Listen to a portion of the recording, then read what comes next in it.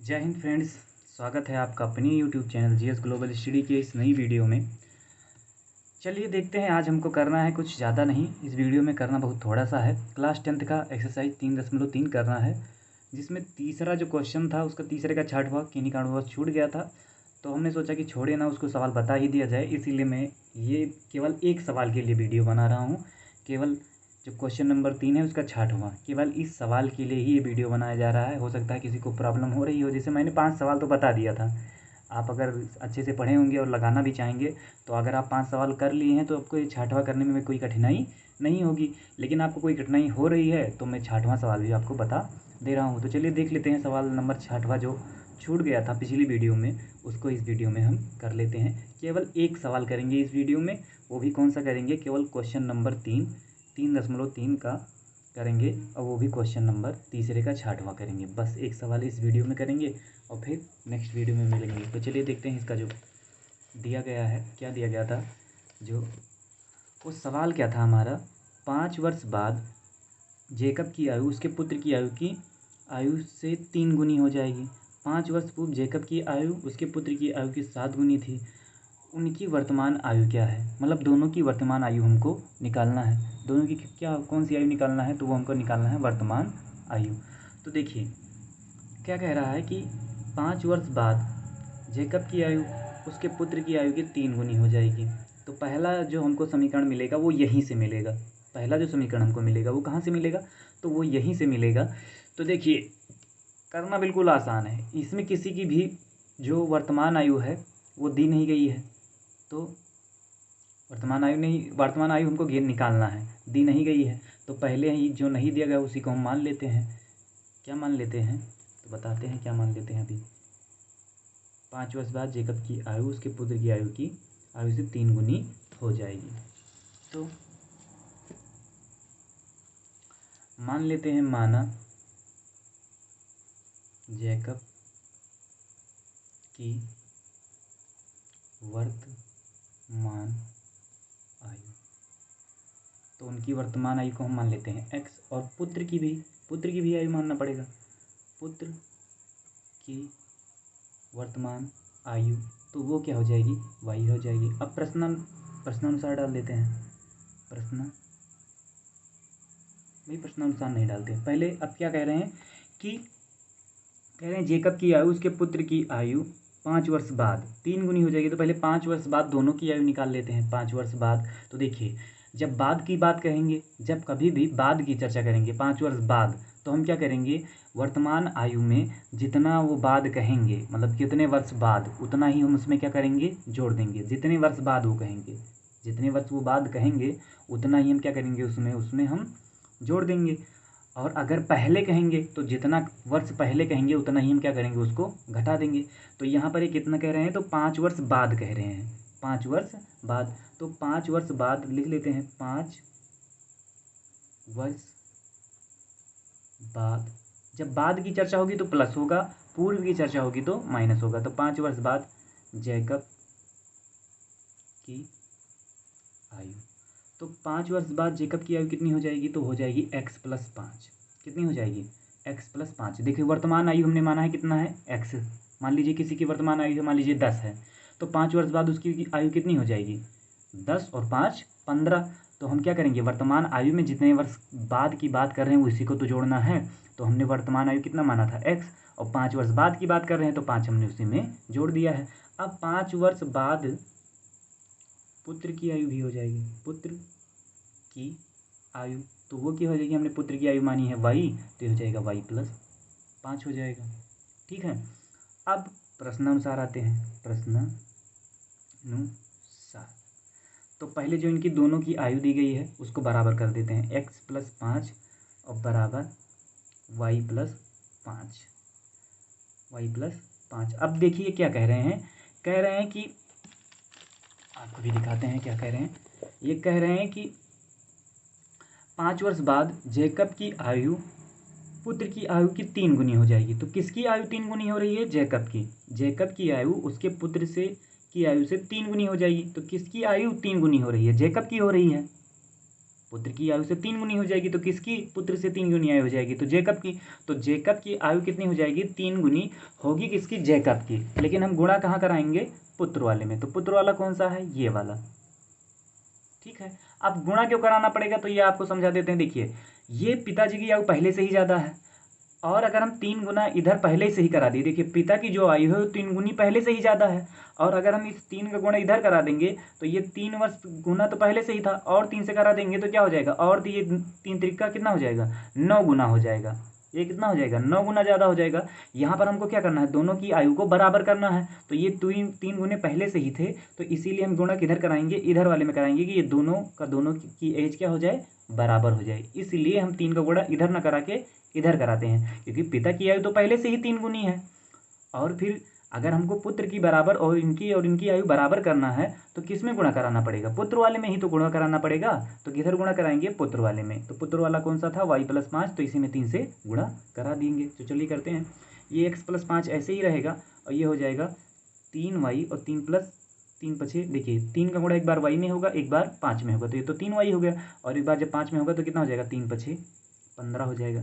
अब देखिए ये x और ये 3y जो इधर है इसको ले आते हैं बराबर के इधर, तो यहाँ प्लस में था, इधर आया तो माइनस में हो गया, और बराबर 15, और ये जो 5 इधर प्लस में था, इधर आया तो किस में हो गया? माइनस में। ठीक है, x - 3y, और यहाँ बराबर कितना बचा? 10 बचेगा। ठीक है, ये हो गया हमारा समीकरण पहला।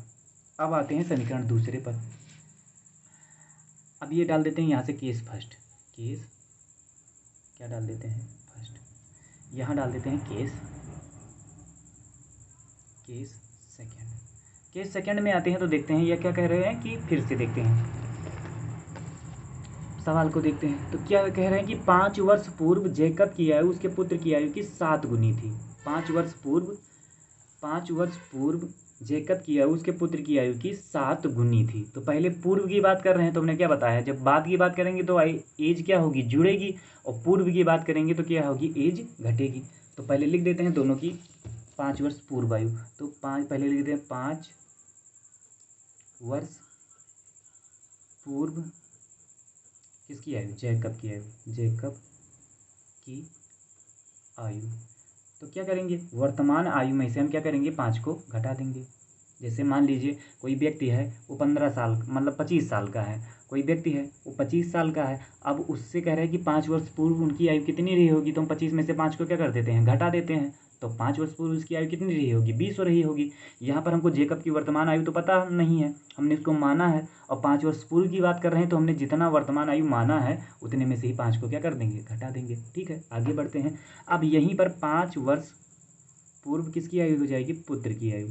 पुत्र की आयु तो वो कितने हो जाएगी? y-5 हो जाएगी। इतना समझ में आया? अब आगे बढ़ते हैं। y-5 हो जाएगी। अब देखते हैं तो देखिए, अब फिर दोनों की आयु को हम बराबर करते हैं। इधर कर देते हैं x - 5, यहाँ डाल देते हैं प्रश्नानुसार, और इनकी भी आयु कर देते हैं y-5। अब देखो ये क्या कह रहे हैं कि 5 वर्ष पूर्व जैकब की आयु 5 वर्ष पूर्व जैकब की आयु उसके पुत्र की आयु की 7 गुनी थी। तो किसकी आयु 7 गुना है? जैकब की। 5 वर्ष पूर्व जैकब की आयु उसके पुत्र की आयु की 7 गुनी थी। तो किसकी आयु 7 गुनी थी? जैकब की। लेकिन हम गुणा किधर कराएंगे? पुत्र वाले में। अब क्यों कराएंगे? हमने अभी पीछे बताया है आपको। तो किस में गुणा कराएंगे? जैकब वाले में पुत्र वाले में कराएंगे। तो 7 से इधर गुणा करा देंगे तो कितना हो जाएगा? x - 5, और ये हो जाएगा 7 का गुणा एक बार इसमें होगा और इसका एक बार इसमें होगा, तो ये हो जाएगा 7y और -7 × 6 = 35 हो जाएगा। ठीक है, आगे देखते हैं। तो ये हो जाएगा x, ये जो 7y इधर प्लस में है, इधर आएगा तो किस में हो जाएगा? माइनस में, और ये -35 ऐसे रहेगा, और ये जो -5 इधर है वो किस में हो जाएगा? इधर आएगा तो प्लस में हो जाएगा। अब ये x - 7y, अब देखो प्लस माइनस का माइनस तो कितना आएगा? 35, 5 में से समझ लीजिए कि 35 घट रहा है तो कितना आएगा? -30 आ जाएगा। ये हो जाएगा हमारा समीकरण दूसरा। अब हम किसी एक समीकरण से मान निकालेंगे और दूसरे समीकरण में रखेंगे। तो पहले देखते हैं छोटा समीकरण कौन सा है। तो छोटा है हमारा पहला वाला समीकरण, इसी से लेते हैं। तो समीकरण 1 से डाल देते हैं, समीकरण 1 से। तो चलिए देखते हैं समीकरण 1 से। तो ये क्या दिया गया है? x - 3y और बराबर क्या दिया गया है? 10। एक्स को इधर रोकते हैं, 3y को उधर ले जाते हैं, तो ये हो जाएगा 10 माइनस 3y। और यही हमको मान एक्स का मान पता चल गया है। एक्स का मान पता चल गया, इसी को हमको उठा के किस में रखना है, समीकरण 2 में। तो यहाँ डाल देते हैं इसको समीकरण 3। तो एक्स का मान या फिर समीकरण 3 का मान, समीकरण 3 का मान समीकरण किस में रखेंगे, 1 से हमने लिया है, रखेंगे किस में, 2 में। समीकरण 2 में रखने पर तो रख देते हैं। चलिए देखते हैं। देखिए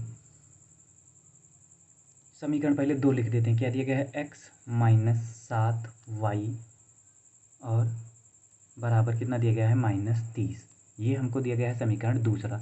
अब इसी में हमको यक्स का मान रखना है, तो यक्स का मान यहाँ कितना है, 10 माइनस 3y। ये यक्स का पूरा मान है, और -7y और बराबर कितना हो जाएगा, -30। देखिए यक्स के जहाँ हमको कितना रखना था, 10 माइनस 3y। यक्स के हमने क्या रख दिया, 10 माइनस 3y। तो ये तो 10 इधर प्लस में है, इधर आएगा तो किस में हो जाएगा, माइनस में। और यहाँ देखिए 3, ये माइनस माइनस क्या हो जाएगा, प्लस हो जाएगा। तो माइनस माइनस क्या हो जाएगा, प्लस। तो ये हो जाएगा माइनस माइनस प्लस तो हो जाता है, लेकिन तभी एक माइनस रह जाता है। तो -10y और बराबर ये जो 30 इधर है, ये जो 30 इधर, तो ये तो ऐसे ही रहेगा। और ये जो इधर 30 किस में है, प्लस में है। ये जो 10 इधर क्या है, प्लस में है, इधर आएगा तो किस में हो जाएगा, माइनस में। तो यहाँ हमको मिल जाएगा -10y और बराबर कितना हो जाएगा, तो माइनस माइनस क्या हो जाएगा, प्लस। तो ये हो जाएगा -40। माइनस माइनस प्लस होता है, तभी एक माइनस रह जाता है। अब इधर भी माइनस है, इधर भी माइनस है, ये दोनों माइनस क्या हो जाएंगे, कैंसिल हो जाएंगे। इधर देख लेते हैं, तो ये देखिए, तो 10y बराबर कितना बचा, 40। कितना बचा है, 10y बराबर कितना बचा, 40। तो y बराबर कितना हो जाएगा, 40 और बटे कितना हो जाएगा, 10। इसको काटेंगे तो y बराबर कितना आ जाएगा, 4 आ जाएगा। y बराबर कितना आ जाएगा, 4। अब y का मान हम किसी भी समीकरण में रख देंगे तो हमको x का मान पता चल जाएगा। तो देखिए यहाँ समीकरण जो 3 हमने निकाला है, इसमें रखने पर आसानी हो जाएगी। समीकरण जो 3 हमने निकाला है, यहाँ पर अगर हम रखते हैं तो हमको बहुत आसानी हो जाएगी x का मान निकालने के लिए। x का मान निकालने के लिए इसमें अगर हम y का मान रखते हैं तो बहुत आसानी हो जाएगी। तो यहाँ लिख देते हैं y का मान समीकरण 3 में रखने पर, तो पहले समीकरण को ही लिख देते हैं, x माइनस 3y, x बराबर 10 माइनस x बराबर 10 माइनस 3y। यही था हमारा समीकरण। तो x बराबर 10 माइनस 3, y का मान हमने कितना निकाला है, 4। y का मान हमने कितना निकाला है, 4 निकाला है। तो यहाँ लिख देते हैं 4, कितना लिख देते हैं, 4 लिख देते हैं। ठीक है, अब देखते हैं आगे। तो x बराबर कितना हो जाएगा, ये हो जाएगा 10 में से जब ये कितना आ जाएगा, 12। तो x बराबर कितना आ जाएगा, 10 में से 12 जाएगा तो कितना बचेगा, -2। वाई x बराबर हमारा कितना आ गया, -2। लेकिन एज कभी भी माइनस में नहीं होती है। तो ये जो हमने सवाल लगाया, ये कहीं ना कहीं कुछ गड़बड़ हुआ है। तो देख लेते हैं सबसे पहले इसमें गड़बड़ी कहाँ हुई है। तो देखिए यहाँ पर गड़बड़ी हुई है, जहाँ पर हमने समीकरण 3 प्राप्त किया है। जहाँ हमने समीकरण 3 प्राप्त किया है वहीं पर गड़बड़ी हुई है। तो देखिए यहाँ पर हमने x माइनस 3y था, और जब x माइनस 3y इधर था, ये माइनस में था, इधर आएगा तो ये किस में हो जाएगा, प्लस में हो जाएगा। यही गड़बड़ी हुई है। x बराबर कितना हो जाएगा, 10 प्लस 3y हो जाएगा। तो हमने जो ये किया ये भी गलत हो जाएगा और ये भी गलत हो जाएगा। x बराबर हमारा कितना आ गया, 10 और प्लस 3y आएगा। x बराबर कितना आएगा, 10 और प्लस 3y आएगा। ये हमारा बनेगा समीकरण 3। तो इन सारी चीज़ों को भूल जाइए, यहाँ से करते हैं।